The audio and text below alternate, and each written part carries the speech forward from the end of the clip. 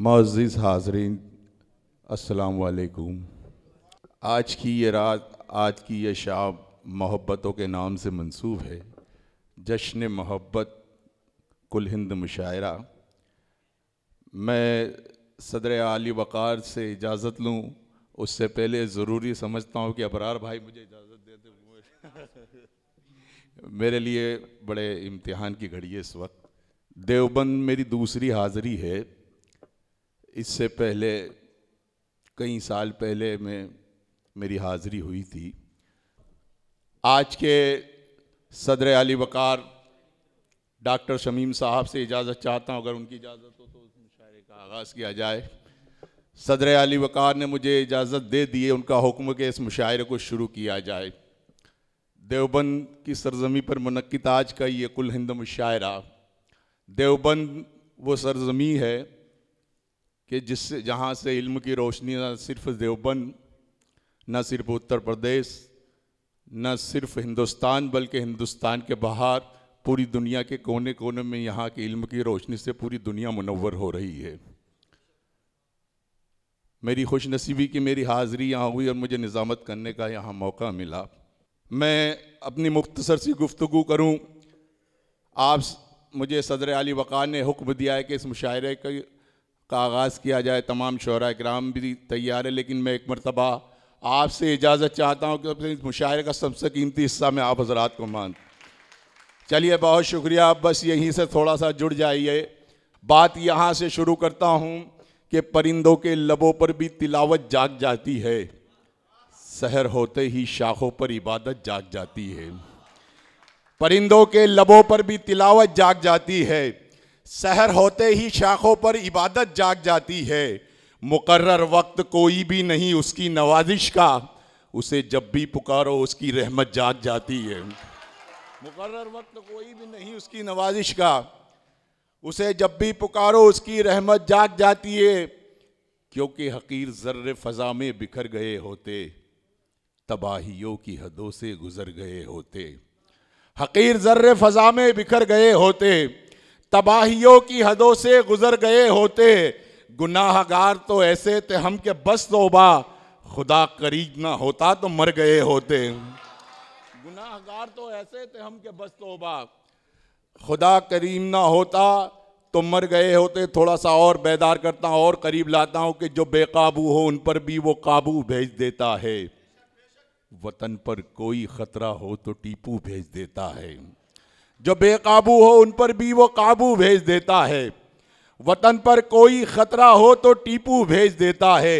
न घबराओ अंधेरों से अंधेरी रात का मालिक, मुसाफिर हौसला रखे तो जुगनू भेज देता है।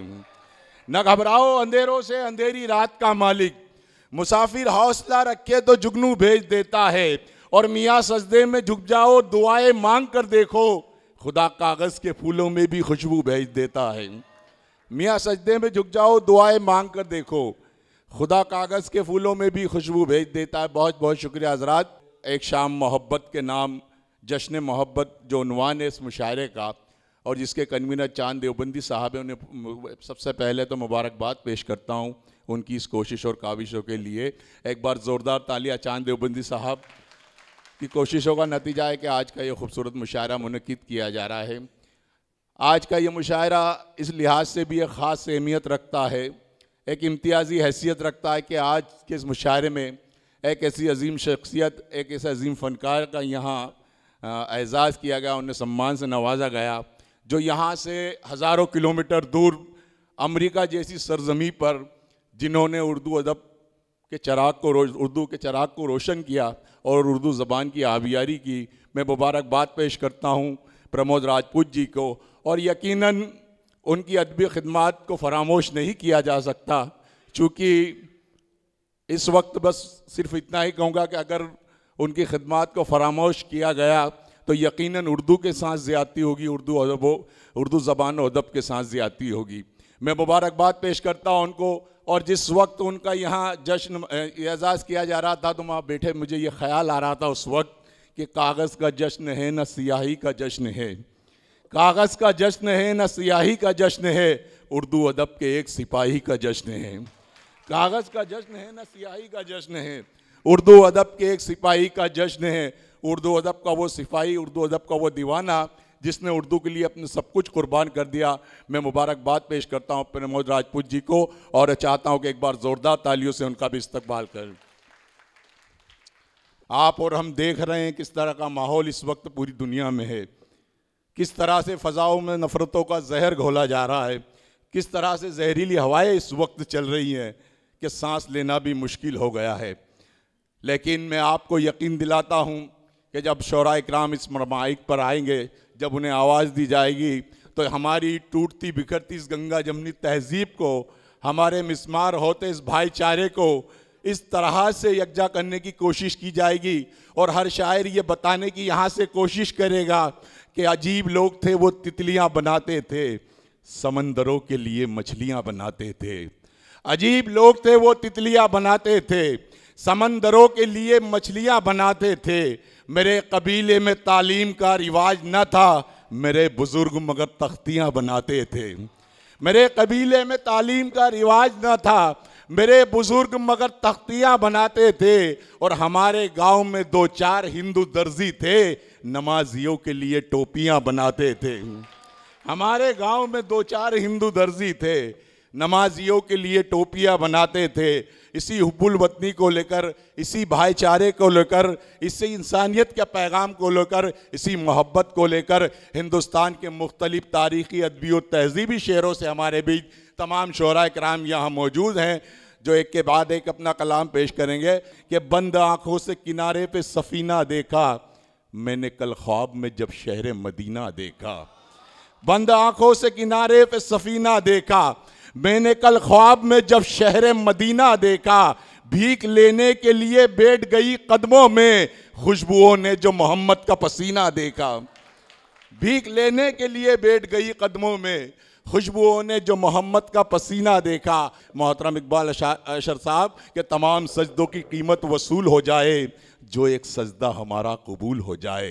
तमाम सजदों की कीमत वसूल हो जाए, जो एक सजदा हमारा कबूल हो जाए। मैं ऐसा जाऊं कि फिर लौट कर नहीं आऊं, ये मेरा जिस्म मदीने की धूल हो जाए। ये मेरा जिस्म मदीने की धूल हो जाए, फिर उसको नारे जहन्नम जला नहीं सकती, जो सच्चे दिल से गुलामे रसूल हो जाए। अल्लाह के रसूल को जो मानता नहीं, वो शख्स बेवकूफ़ है, कुछ जानता नहीं। तुम हाल उसका देखना महशर के रोज़, जब आका कहेंगे मैं इसे पहचानता नहीं। तुम हाल उसका देखना महशर के रोज़, जब आका कहेंगे मैं इसे पहचानता नहीं। शिकस्ते फितरत असनाम की ज़रूरत है, हर एक दौर को इस्लाम की ज़रूरत है। और जहाँ जहाँ पे भी इंसानियत है ख़तरे में, वहाँ वहाँ तेरे पैगाम की ज़रूरत है, वहाँ वहाँ तेरे पैगाम की ज़रूरत है। इसी पाकीज़ा माहौल में हम गज़ल के दौर का आगाज़ करें। मुझे इस वक्त ये मिसरे याद आ रहे हैं कि होशियारी दिल नादान बहुत करता है, रंज कम सहता है ऐलान बहुत करता है। होशियारी दिल नादान बहुत करता है, रंज कम सहता है ऐलान बहुत करता है। रात से जीत तो पाता नहीं, लेकिन ये चिराग सुबह तक रात का नुकसान बहुत करता है। ये बात पहुँचे कि भीगती आंखों के मंजर नहीं देखे जाते, हमसे अब इतने समंदर नहीं देखे जाते। भीगती आंखों के मंजर नहीं देखे जाते, हमसे अब इतने समंदर नहीं देखे जाने। जिंदा रहना है तो हालात से डरना कैसा, जंग लाजिम हो तो लश्कर नहीं देखे जाते। भीगती आंखों के मंजर नहीं देखे जाते। और चांद देवबंदी मुबारकबाद का मुस्तहिक है कि तमाम फिक्र वाले शायर यहाँ इकट्ठा किए। और मैं यकीन दिलाता हूँ कि आपकी ज़हीन समाअतों को यकीनन जोड़ के रखेंगे आज ये शायर कि भीगती आंखों के मंजर नहीं देखे जाते, हमसे अब इतने समंदर नहीं देखे जाते। जिंदा रहना है तो हालात से डरना कैसा, जंग लाजिम हो तो लश्कर नहीं देखे जाते। 4 मिसरे और पढ़ता हूँ और आपकी तायद, आपकी दाद उस बात की तायद करेगी कि कौन पस्ती में उतरता है अभी देखना है, किसका शीराजा बिखरता है अभी देखना है।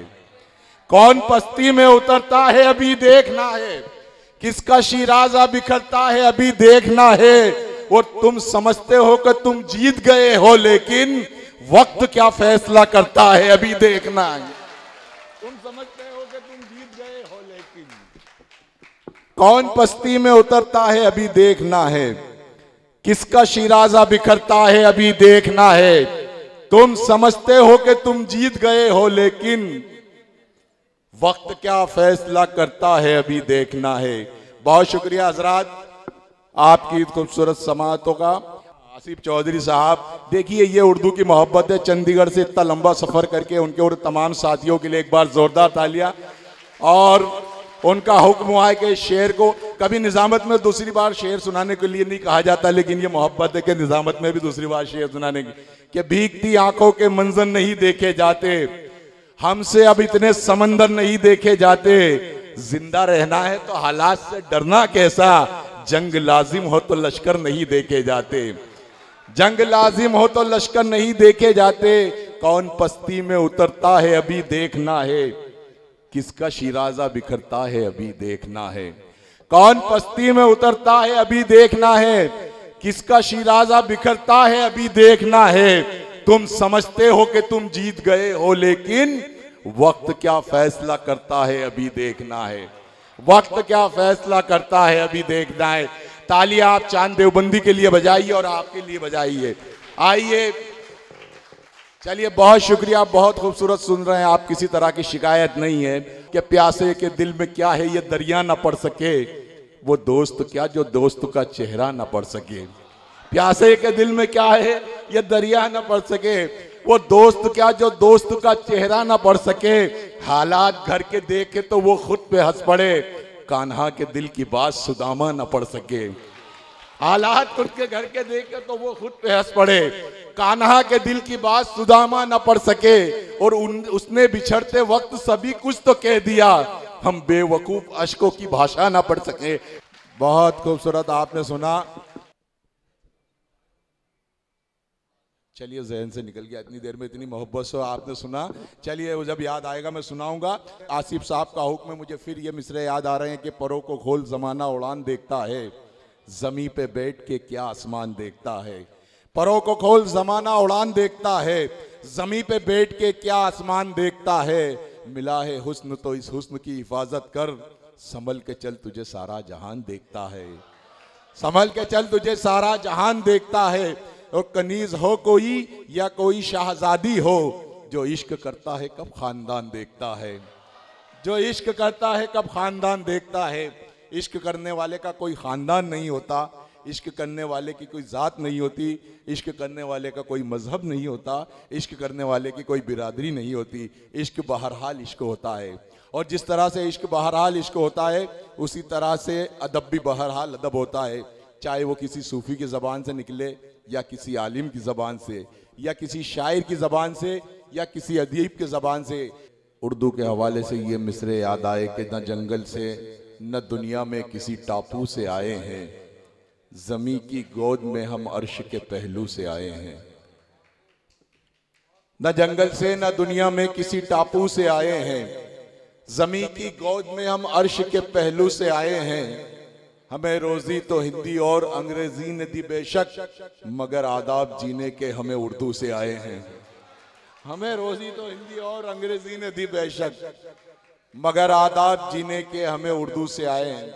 हिंदी ज़बान, अंग्रेजी ज़बान या और कोई ज़बान आपको बंगला कार या और कोई तिजारत के जो असबाब है वो मुहैया तो करा सकते हैं, लेकिन अगर आपको ज़िंदगी में जीने का शऊर, सलीका और तहजीब लाना है, या अपने बच्चों के अंदर वो तहजीब लाना, तो यकीनन उर्दू की तरफ उन्हें भी लाना होगा और ऐसी महफिलों का हिस्सा बनाना होगा। बात चल पड़ी है उर्दू की। कभी अज़्म शाकिरी ने कहा था कि उन्होंने एक शेर कहा था, ज़बानें काट के रख दी गई नफरत के खंजर से, यहाँ कानों में अब अल्फाज का रस कौन घोलेगा। ज़बानें काट के रख दी गई नफरत के खंजर से, यहाँ कानों में अब अल्फाज का रस कौन घोलेगा। हमारे अहद के बच्चों को इंग्लिश से मोहब्बत है, हमें ये गम है मुस्तकबिल में उर्दू कौन बोलेगा। हमारे अहद के बच्चों को इंग्लिश से मोहब्बत है, हमें ये गम है मुस्तकबिल में उर्दू कौन बोलेगा। मुझे एक बात याद आती है कि एक दौर था जब एक आशिक अपनी महबूबा से इस तरह से मुखातिब होता था कि हम इंतजार करेंगे तेरा कयामत तक, खुदा करे कि कयामत हो और तू आए। ये उस दौर की मोहब्बत थी, पुराने दौर की, कि हम इंतजार करेंगे तेरा कयामत तक, खुदा करे कि कयामत हो और तू आए। लेकिन ये आज का दौर है, सोशल मीडिया का डिजिटल दौर है। आज के दौर में आज का आशिक अपनी मोहब्बत का इजहार कुछ इस अंदाज में करता है अपनी महबूबा से कि जल्द आए जिन्हें सीने से लगाना है मुझे, जल्द आए जिन्हें सीने से लगाना है मुझे, फिर बदन और कहीं काम में लाना है मुझे। यह इस दौर का आशिक है। लेकिन बहरहाल मोहब्बत मोहब्बत होती है, चाहे उस दौर की हो चाहे इस दौर की हो। कि आप क्यों रोएंगे मेरे खातिर, फर्ज ये सारे इस गुलाम के हैं। आप क्यों रोएंगे मेरे खातिर, फर्ज ये सारे इस गुलाम के हैं। दिन में 100 बार याद करता हूँ, पासवर्ड सारे तेरे नाम के हैं। मुझे भी उस वक्त जब आदिल रशीद साहब यहाँ दोस्ती के हवाले से कुछ शेर पढ़ रहे थे तो मुझे मंसूर उस्मानी के ये मिसरे याद आ रहे थे कि कुछ इस तरह से वफा की मिसाल देता हूँ, सवाल करता है कोई तो टाल देता हूँ। कुछ इस तरह से वफा की मिसाल देता हूँ, सवाल करता है कोई तो टाल देता हूँ। उसी से खाता हूँ अक्सर फरेब मंजिल का, मैं जिसके पाँव का कांटा निकाल देता हूँ। उसी से खाता हूँ अक्सर फरेब मंजिल का, मैं जिसके पाँव का कांटा निकाल देता हूँ।